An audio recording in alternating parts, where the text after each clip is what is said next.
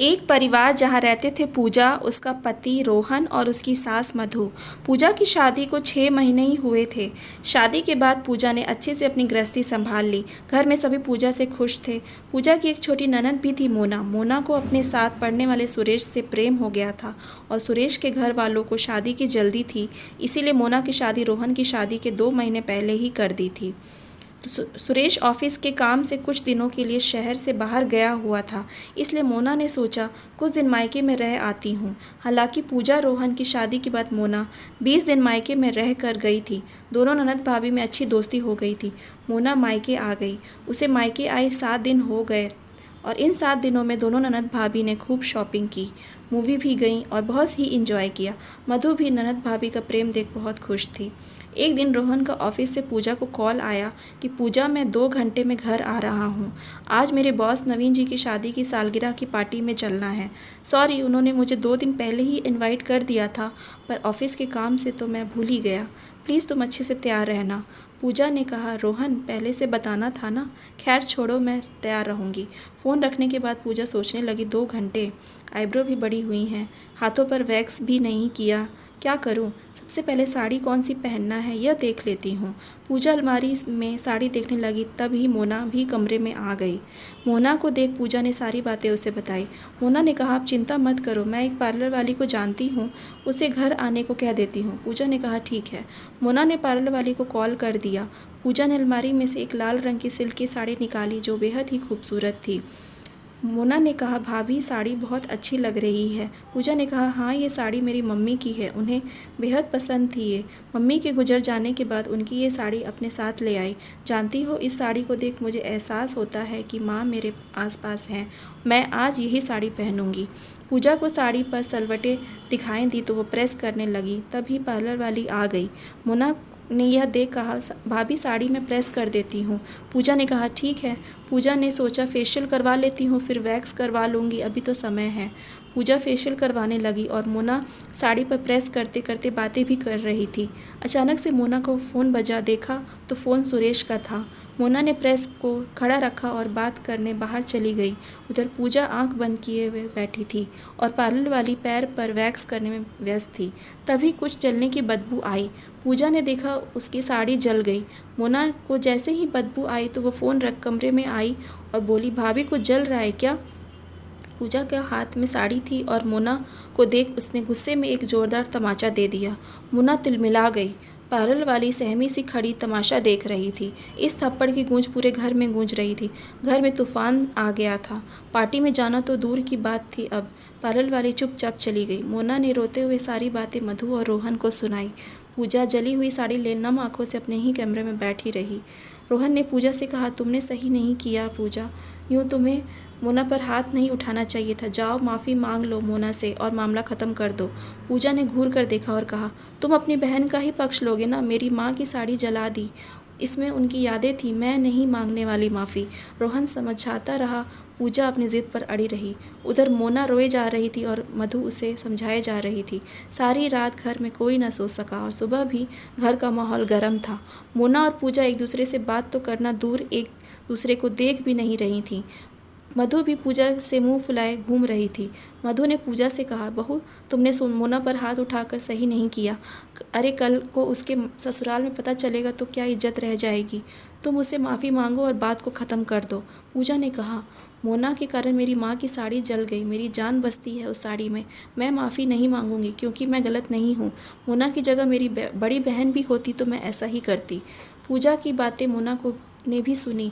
रोहन भी वहीं सोफे पर बैठा था। पूजा रसोई में चली गई। मोना ने रोते हुए रोहन से कहा, देख लिया भाभी को, भैया आपको किससे ज़्यादा प्रेम है, बहन से या पत्नी से?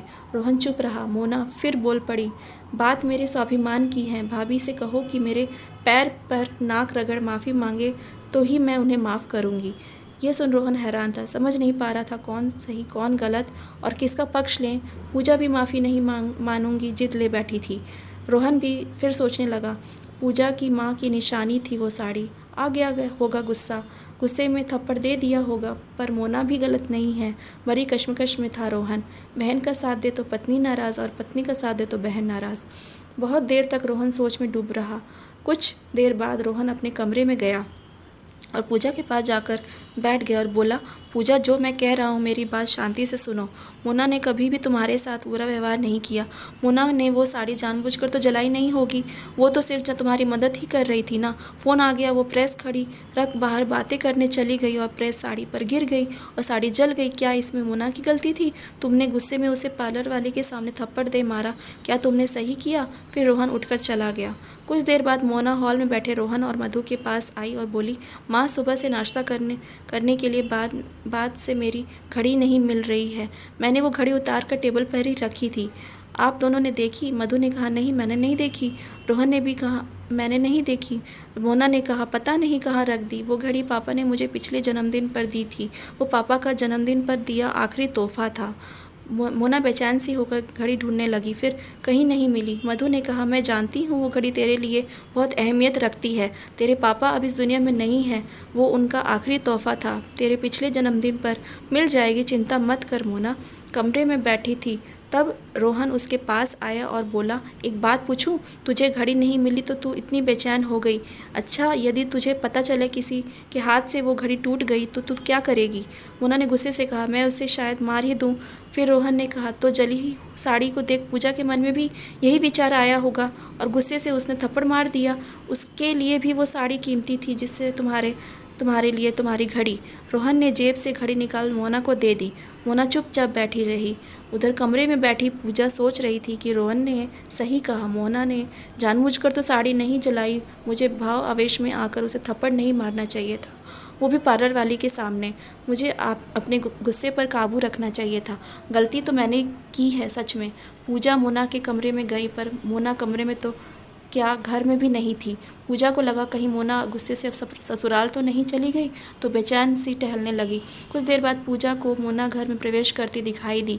दोनों ने एक दूसरे को देखा और कहा, मुझे कुछ कहना है। फिर दोनों ने एक साथ कहा, सॉरी। पूजा ने कहा, गलती मेरी थी, मुझे गुस्से में तुम्हें थप्पड़ नहीं मारना चाहिए था, मुझे माफ़ कर दो। मोना ने कहा, भाभी, गलती मेरी भी थी, मुझे लापरवाही नहीं करना चाहिए थी। पापा की दी हुई घड़ी गुम हो जाने पर मुझे एहसास हुआ कि वो साड़ी आपके लिए कितनी अनमोल थी। शायद आपकी जगह मैं होती तो मैं भी जज्बातों में बह कर ऐसा कर देती। फिर मोना ने एक पैकेट पूजा को दिया और कहा, भाभी, खोल कर देखो।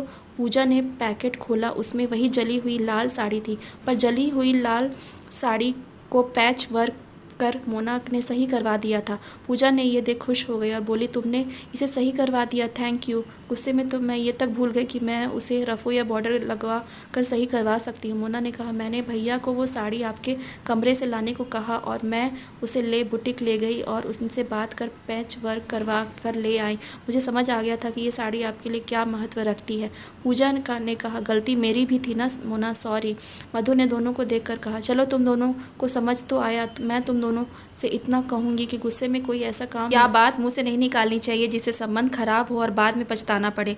रोहन भी हंसते हुए कहा, चलो माँ, और मेरा आइडिया काम कर गया और ये झगड़ा सुलझ गया। पूजा और मोना दोनों एक दूसरे को गले से लगाया। मोना ने मुस्कुराते हुए रोहन से पूछा, भैया, आपको किस से ज़्यादा प्रेम है, पत्नी या बहन से? रोहन ने कहा, अपने आप से। इस सवाल का जवाब दे और मैं अपना जान खतरे में नहीं डालना चाहता।